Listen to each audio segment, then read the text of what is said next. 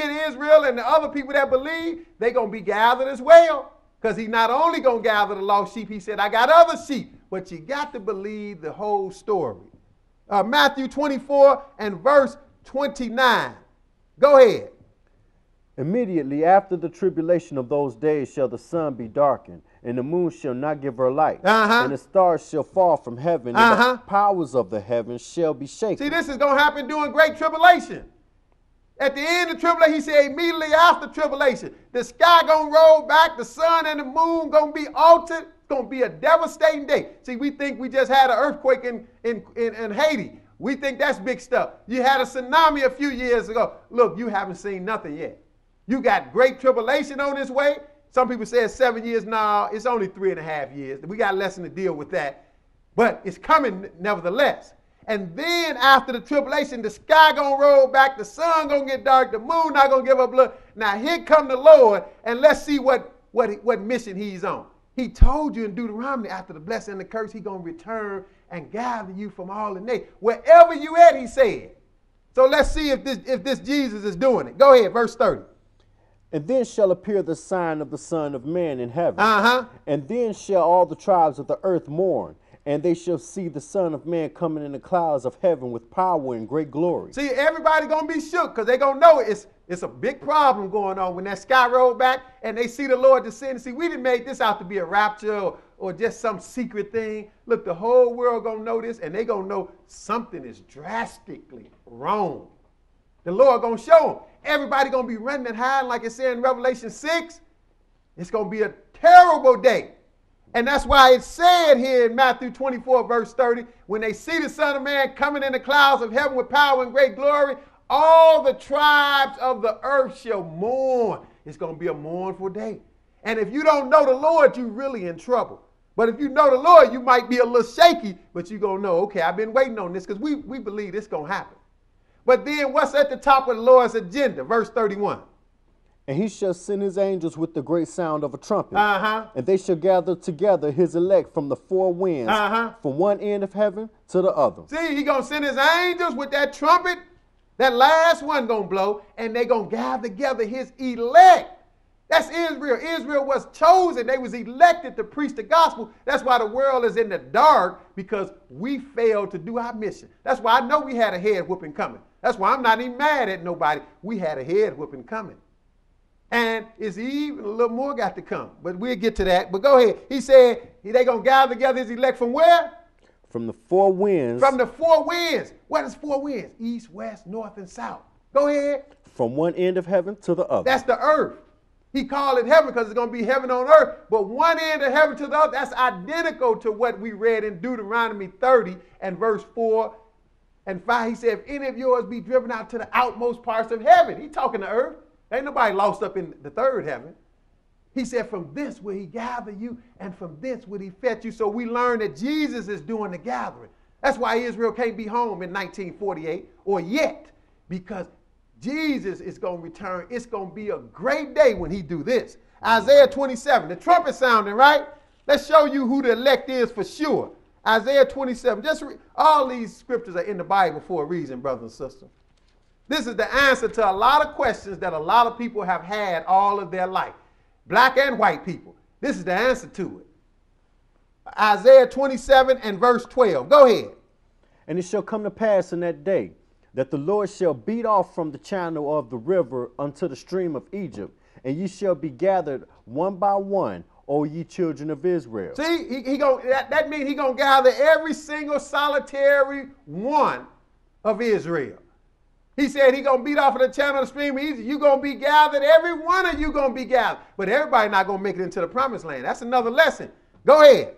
And it shall come to pass in that day that the great trumpet shall be blown. There go that trumpet. Didn't Jesus say he's going to send his angels with a great sound of a trumpet? Yes, he did. It's only one great trumpet like this, brother. The last one.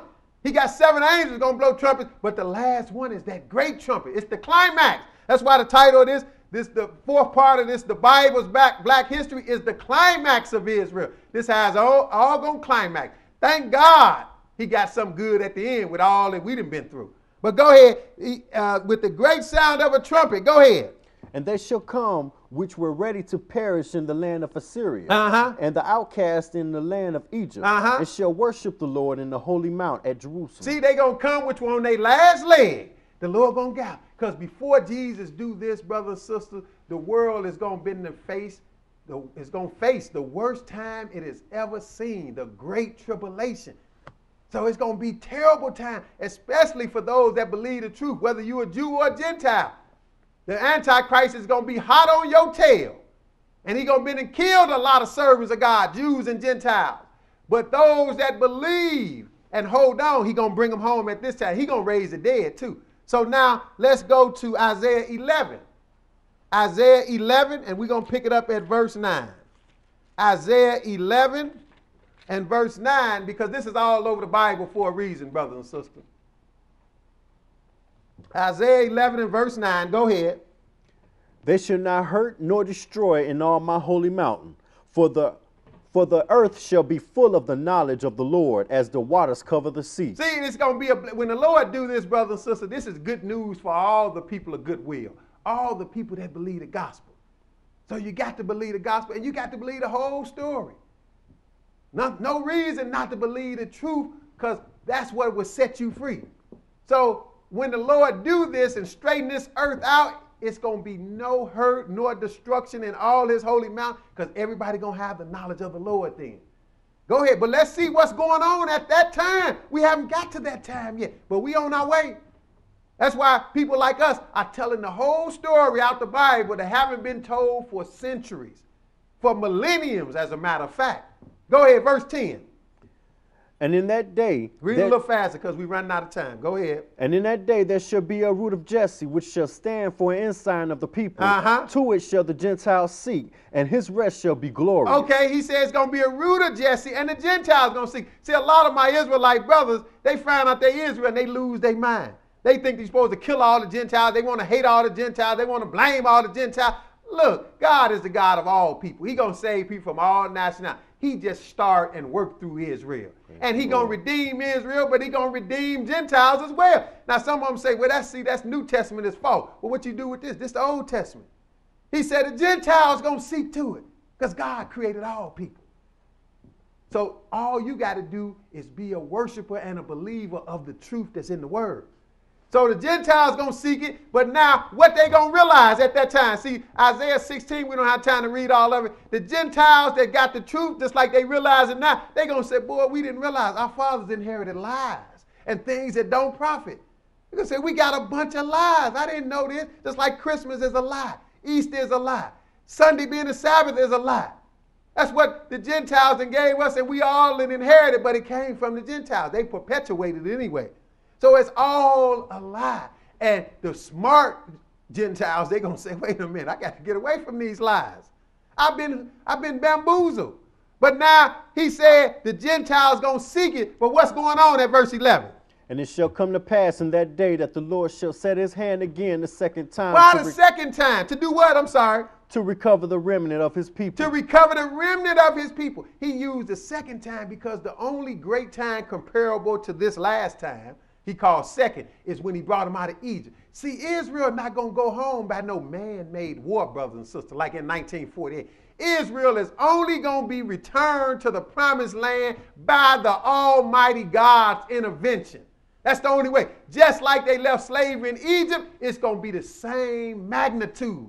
That's why he said the second time. The first time was when they left bondage in Egypt. The second time when he bring us from all these nations where we've been cursed and scattered at. So the second time, it shall come to pass in that day that the Lord shall set his hand again the second time. Now we skipped a lot. It's when it's going to be nothing but peace.